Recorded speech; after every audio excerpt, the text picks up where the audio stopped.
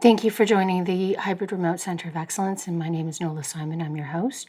Today I actually want to talk about the 4-day work week, and I'm actually going to tell you stories that impact my life, but they were actually about my husband's experience with work. When my husband and I met, we actually met in physiotherapy. We had both had car accidents. I was working for Rogers, or Cantel as it used to be, the mobile division back then. And he was so badly injured, he couldn't work. So he had to find new work after the accident. And he found a job at a pattern making shop in Toronto. And pattern makers, if you don't have any familiarity with that line of work, my husband is a carpenter. They make molds, and they make a variety of things. They were always very creative with how they source their work. But so if you've ever bought plastic packaging, something that is in plastic packaging, battery packs, that type of molded plastic, egg cartons are made out of molds. There are a variety of things that they made. They even made a model of the Canada Space Arm. One time they actually had a contract with the Toronto Board of Education to produce models that were more durable than bananas for the sex education program. So I'll leave you to your imagination about what that could be, but let's just say it led to one of the most interesting campfire discussions we'd ever had, because we had, extra models that were scrap wood. Led to some interesting conversations around that campfire. Anyways, I digress. But his work really was set up. It was run by a gentleman who owned the firm, and probably they had about 10 staff members at that time. It was tiny. But it was a 4-day work week. It was designed that way. So he would work Monday to Thursday, and he would get full pay, 40 hours a week. And if they had to work overtime, if they had a big contract coming in, it meant that they could stay later during the day, or they could actually come in on Friday and work extra, and he would get paid overtime for that. His hours are 7 to 3. My hours at that time were 8 to 4, so it was a pain in the neck. We commuted together, so he got to 3 o'clock. If they didn't have any extra work, he was allowed to use their machinery to work on personal projects. So he made a mailbox, he made me a jewelry, lingerie chest, he made me a deck swing, cedar chest, a variety of personal projects that he created using their machinery.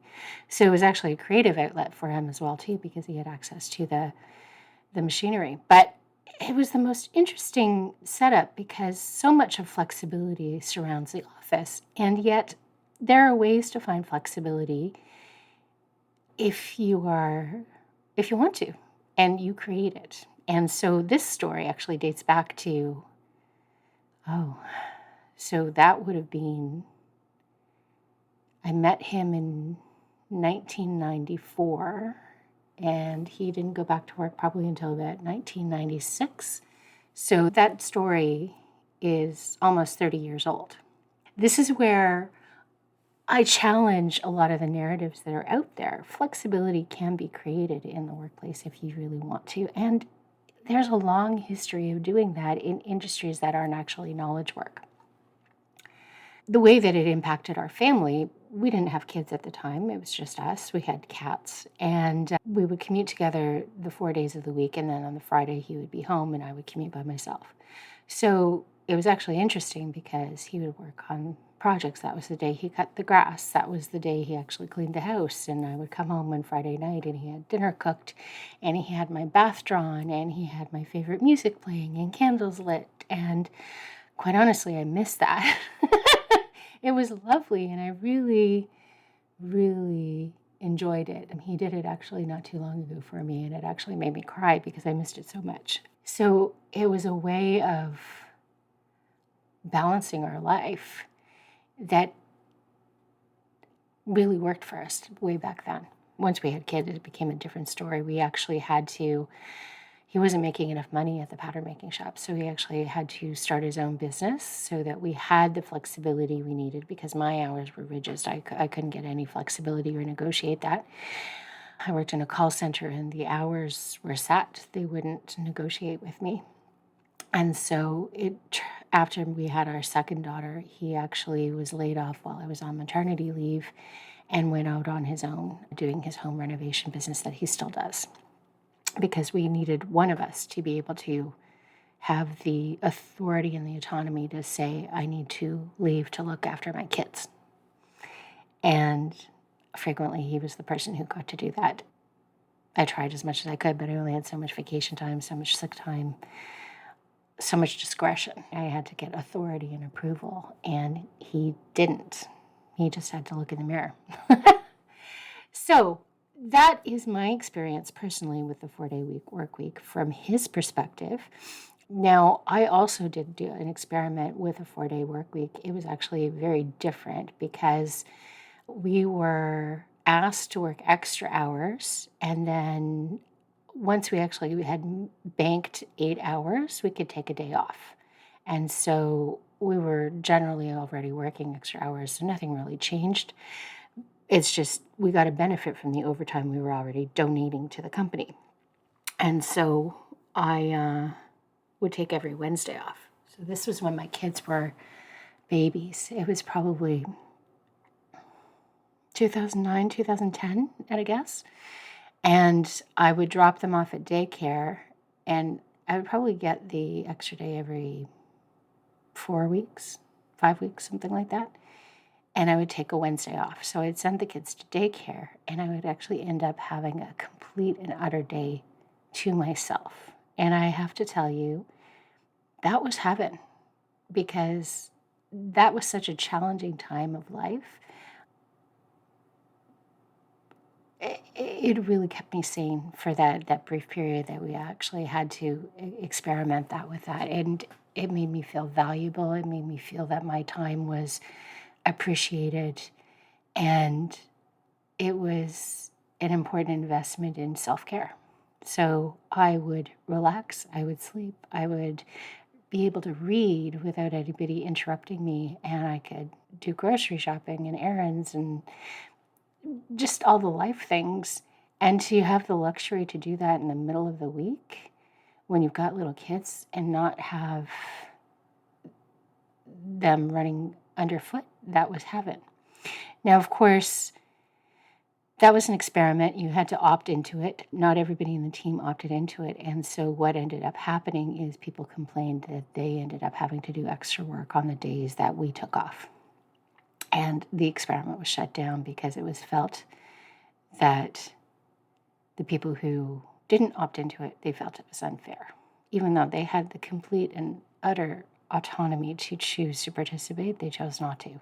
One guy, he was that kind of guy. He never took vacation. He lived by himself. He enjoyed work. He was always dressed to the nines. He was in person, and he never took vacation. Not only did he not want to take extra days off in the middle of the week, he didn't even take the vacation days. So he ended up doing a whole lot more work covering for people's vacations anyways. He was already bitter, but the thing with him, and the thing that I found management didn't handle, is he's choosing that for himself. And there was no accountability for that. And they let the resentment of the people who chose not to embrace the flexibility influence the whole project, and it got canceled. So that was sad. And honestly, it sparked me to really get a new job because I miss that flexibility so much. I wanted to be able to be available to my kids, and that's where I actually moved into a more senior role where I had access to VPN, and that's where I was able to start campaigning for work from home. So it has a cycle. I had already seen that the 4-day work week would work from what my husband had experienced.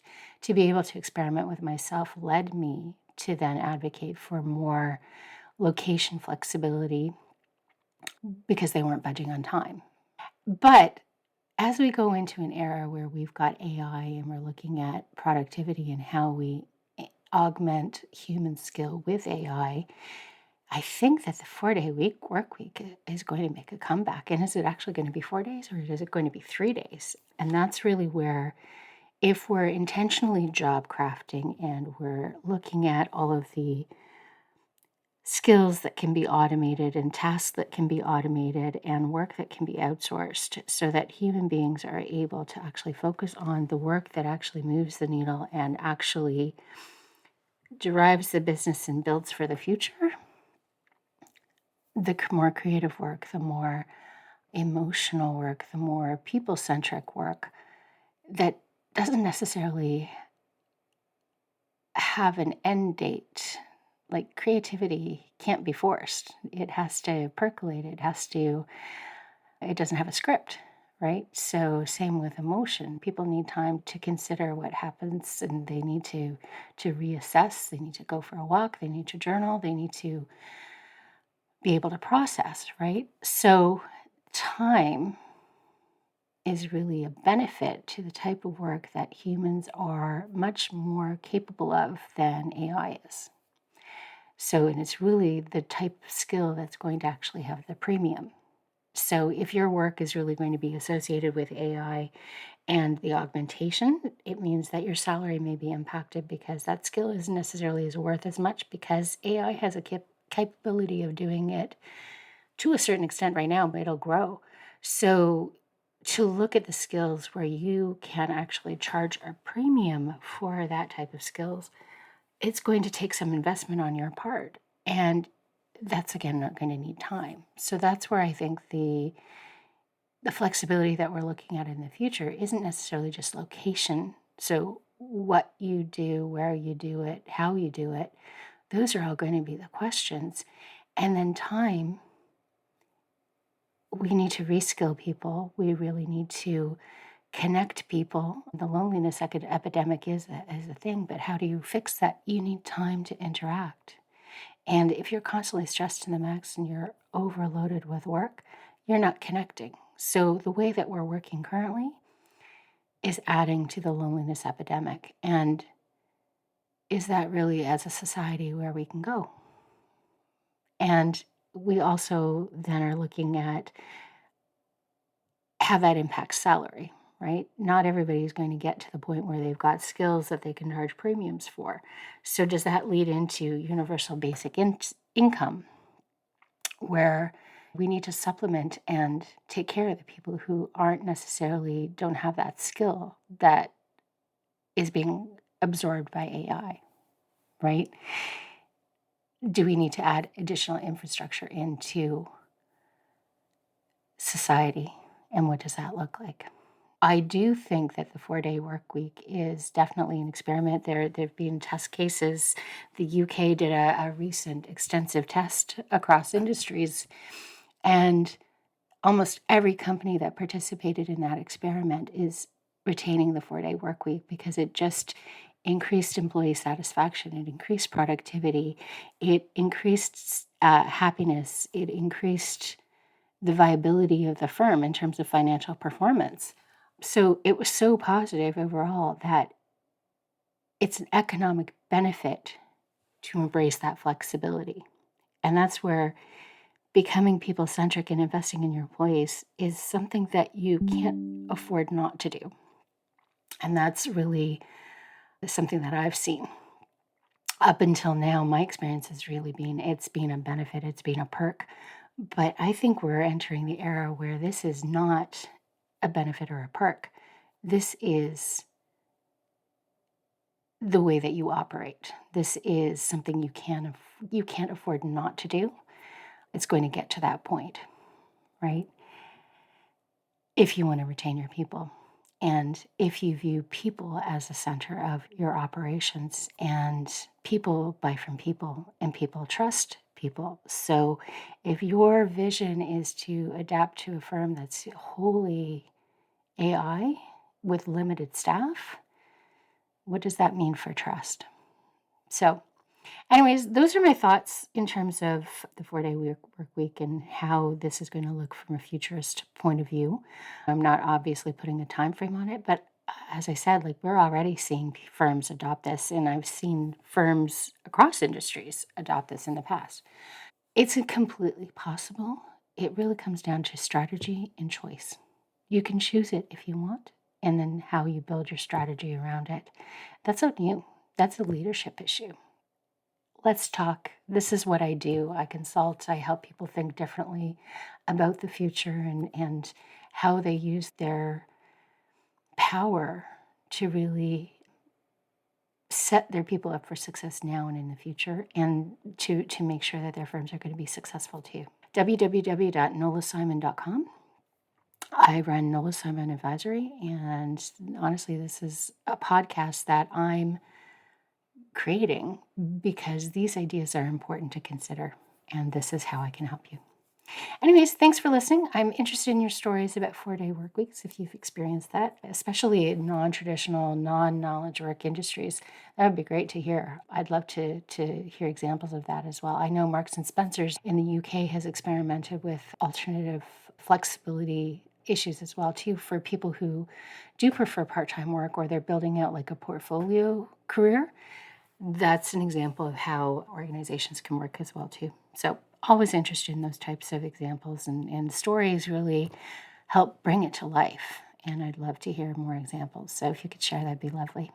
Don't forget to rate, review, comment, and share. Thanks.